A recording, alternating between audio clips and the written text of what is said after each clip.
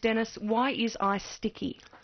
Well, isn't really. I guess there's a lot of different ways to be sticky, and one way we normally think about stickiness is a bit like Velcro, that the two surfaces that come in contact actually interlock in some way, and that causes them to stick together. And that can happen with Velcro on a macroscopic level so that you can see it, but we can imagine some things would happen on a microscopic level and just interlock in that way. Now, ice isn't doing that, and we know that ice doesn't do that because if you walk outside on a frosty morning, you tend to slip over. That's right, you slip over, and in fact it's not sticky at all. In the parlance, we would say it has a very low coefficient of friction, so it's very unsticky. But lick the door. But lick the door, which some people want to do. I've never really understood that. Why do we get taught that? It's one of the things you learn early on in life. Yeah, but even if you put your finger on a piece of ice, then your finger can become stuck to the piece of ice. And what's happening there is that the temperature of your body is much higher than the ice, and that's causing the ice to melt. But, of course, then it cools down very, very quickly, so it'll melt and then refreeze again, possibly with your tongue attached. So it'll become water, mould itself around your tongue, perhaps even be slightly absorbed into the surface of your tongue or finger, and then refreeze again, and it's got you. So if you are going to lick the door of a freezer, have a cup of coffee first. Well, no, that doesn't really work. It wouldn't, even if your tongue's hot enough? Yeah, Do it quick. Okay. Dominic Geraghty has been found. Good afternoon, Dom. Hi, how you going? I'm all right. Now, tell me about this conference you're at today. I'm with 350 pharmacologists and toxicologists at a conference in Melbourne. And what is the most exciting thing that you've learnt at the conference so far? Oh, that's the rebadging. So you'll say rebadging old drugs to make them work better, particularly for antibiotic resistance, because you know that antibiotic resistance is now a huge issue for Western civilization. They're looking at new ways of using old drugs so that it can knock off rather nasty bugs, such as the old things called golden staph that you'd heard of that people often pick up in big hospitals. So, yeah, it's really exciting stuff. When you say rebadging, what do you mean exactly? Oh, sorry, repurposing probably is the best way of doing it. So sometimes the way in which we administer drugs to people creates a form of antibiotic resistance. But if we change the way in which we administer them, so rather than giving, say, for example, in simplistic terms, 3 or 4 tablets a day, if we give them a bigger dose and then mix them with another drug, it could become a lot more effective. Interesting stuff, but you've got time today to take some questions. One's come through from Bob, which I think might be directed towards you, Dom. He asks, why do some insects have scales? Scales? Basically it's a keratinous or a keratinous coat, so it's just a hard exoskeleton type to protect them more than anything else from heat. Most reptiles have a scaly surface, and so as a result it stops them from losing heat and also moisture to the external environment. So is it to do with some insects being better protected than others to deal with heat? Yes. Okay. Yeah, well, the difference between an insect and a human is that they have an insect has an exoskeleton, so the skeleton is on the outside of the body, if you like, whereas humans have a skeleton that's inside their body and then protected by the outer skin and the organs and muscles. Interesting stuff. You get the answers here. If you've got a question, 1300 222 936, or you can text them through to 0438 922 936, as Alistair has. He says, hello, I was wondering what happens to the alcohol that is added to Christmas pudding mixture when that mixture is cooked in the tins, or preserving jars that are sealed before the mixture is cooked. What's going on? Is that you, Denis?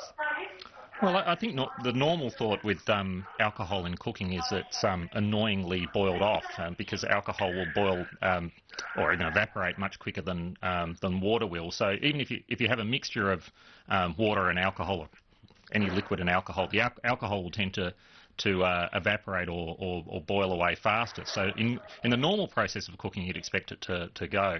But I think with a Christmas pud, there's enough distance between the middle of the pud and the outside, and certainly if you're boiling it in a tin, I think most of it stays in. Okay, what about preserving jars that are sealed before the mixture is cooked? How does it evaporate? I'm not sure about that. I would have to ask my mum.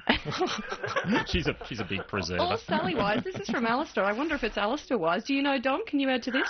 I I partly answer or add to the first component that Denis mentioned there, is that one of the friends of mine who will remain nameless wraps her Christmas puddings inside multiple layers of Glad wrap, so that when she does boil the puddings, she doesn't lose the alcohol, and it stays quite potent, because I've actually had a piece of this Christmas pudding. The second question is regarding preserving inside. One assumes that the alcohol remains inside there, but it all goes in quite warm. So when you're preserving, one assumes that the food has been cooked in most cases, and as a result, the alcohol will probably have evaporated off before it's put inside the preserving jar. You can pick which answer you want, I guess. We've given a few this afternoon. This is perfect. Go the pud. It's 2:16. Penny Terry with you on 936 ABC Hobart and ABC Northern Tasmania. We've got another answer for the insect one. It says some insects have scales because they weigh their food before they eat it. Very useful. While we're on silly things, Dom, I've already asked Denis this. Air supply. Are you a fan? Oh, not really, no. I did have big hair back in the 80s, but no.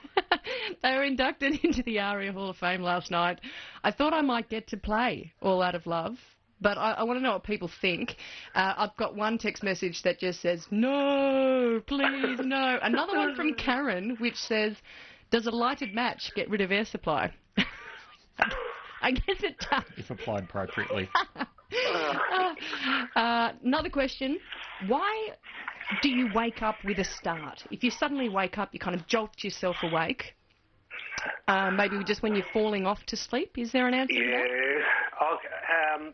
Basically, I think we might have had a question about sleep before, but we have two components to our sleep-wake cycle. One is called REM sleep, which is a rapid eye movement, and so this is the deepest type of sleep, although paradoxically it appears if you look at a person who's in REM, they appear to be almost awake.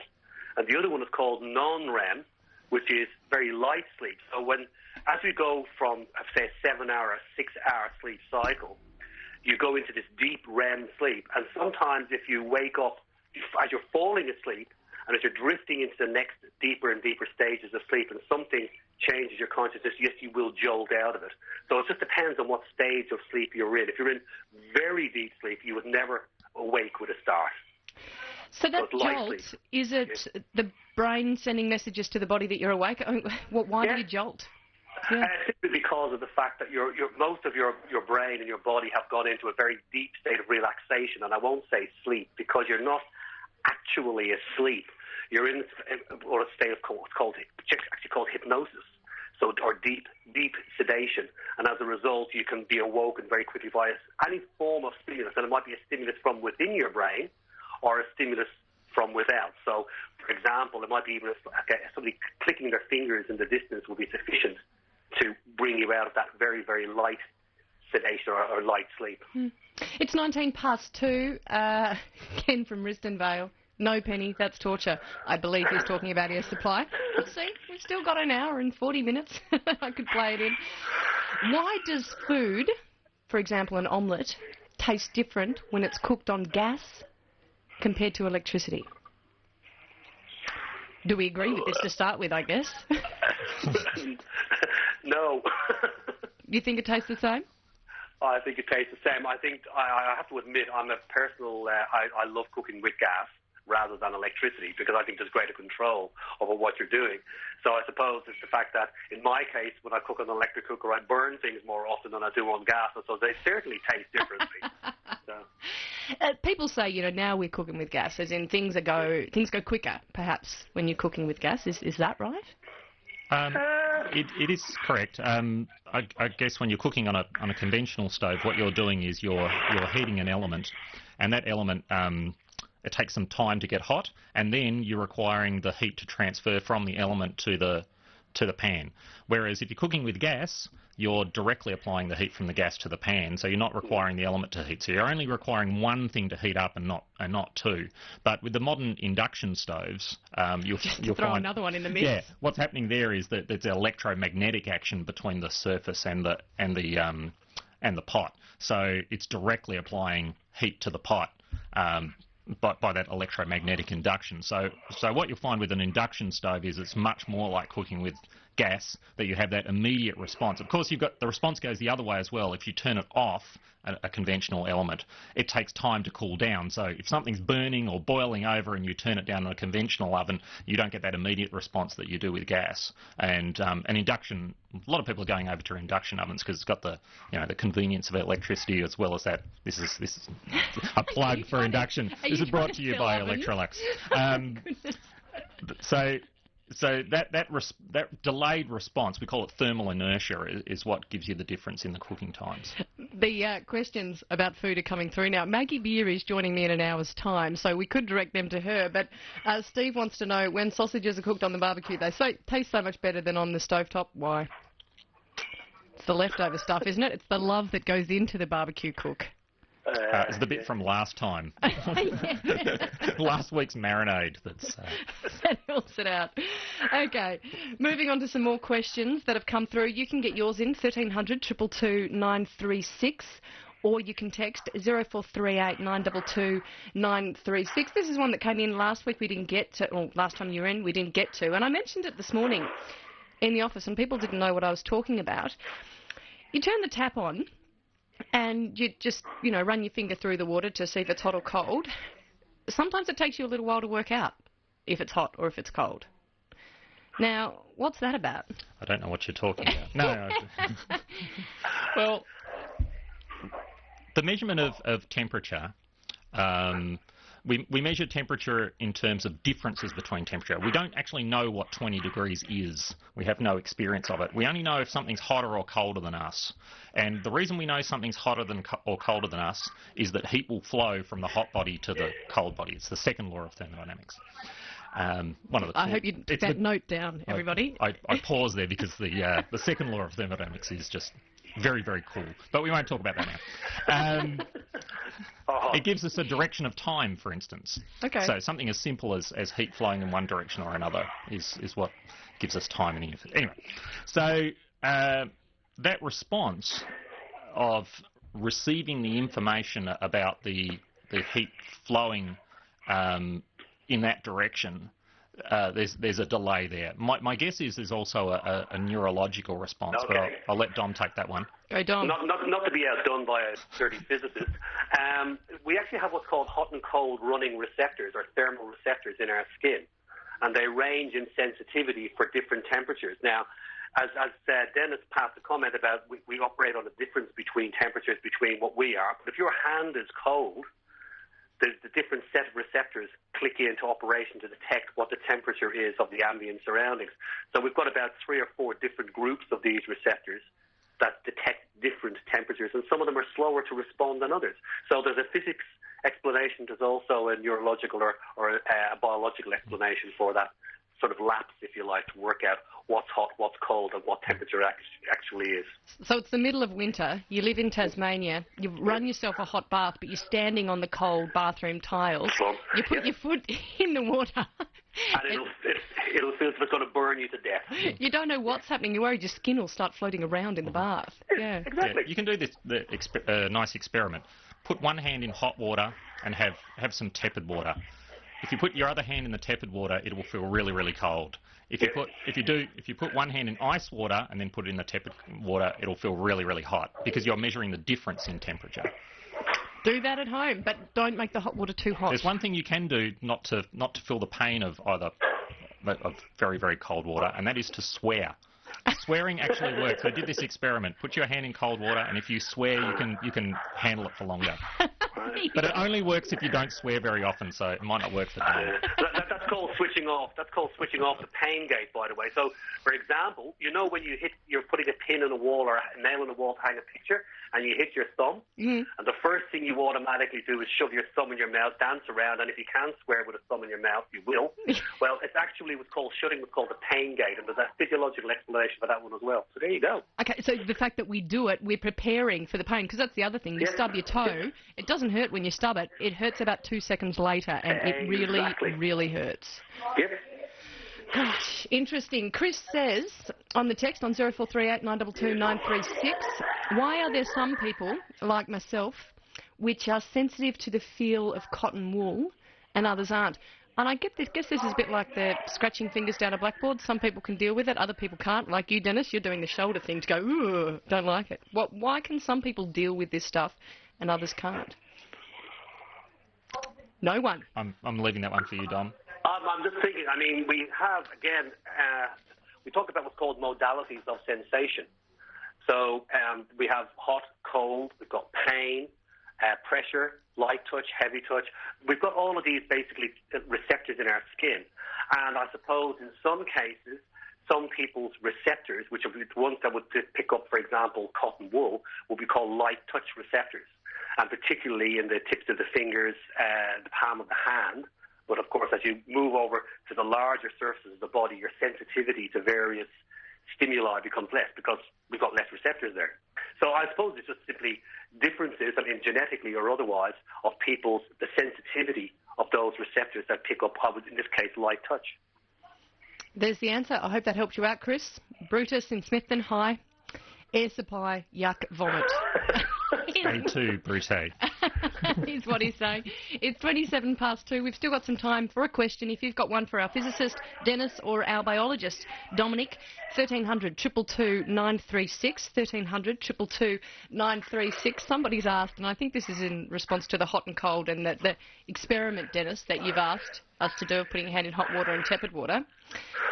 Why does running water make you need to go to the toilet? Anyone can... What's going on? I would guess it's just an association, you know. Yeah. If you look at some pictures of food, you feel hungry, you know. It reminds you of something that you may have to do that you've forgotten about. Okay. As simple as that, I would think. As a child growing up in Dublin, I remember we used to try the experiment when we used to go camping, because being city boys, going camping was a very exciting thing for us. And we would find somebody who was asleep and put their hand in a glass of water in the hope that they might wet themselves as they went off to sleep. It never really worked for us. But what's the theory behind that? Is there a theory behind that? I've got no idea. It was one of these sort of stories that we were told about. We always tried it. We never actually managed to get somebody to destroy themselves. I reckon we're about to get a lot of text messages of people who perhaps did get that to work. I've heard of a few instances. 2. Why do some planes leave a vapour trail and others don't? Well, it would depend on atmospheric conditions, for a start. A vapour trail is made by disturbing the atmosphere. So, yeah, I'm prevaricating because I don't know the answer, so I'm just going to sort of waffle around it. But, keep going. But yeah, it'll definitely depend on atmospheric conditions. I think the clearer it is, the better. And it's basically, you're making a cloud, a very little cloud as you go past. And clouds are produced by nucleation of the site, so they'll tend to be created around tiny particles. So my guess is that some planes are giving off more small particles that are right for that cloud formation, the mini cloud behind it, and others aren't. But I don't know the exact answer of which ones that will produce and which don't. But that would be the basic idea. Well, seeing as this is our last catch-up before Christmas, would Santa's sleigh, therefore, leave a vapour trail? This is what we want to know, because then you could see him coming. I'd be concerned about what sort of trail it would be leaving behind with all those with the reindeer. Especially what they're eating. I know. Goodness gracious. Or drinking. I don't know. Yeah.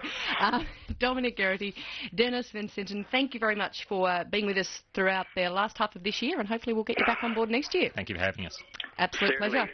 See you later. Merry Christmas to both of you. You too. Bye. Dominic and Denis answering your science questions.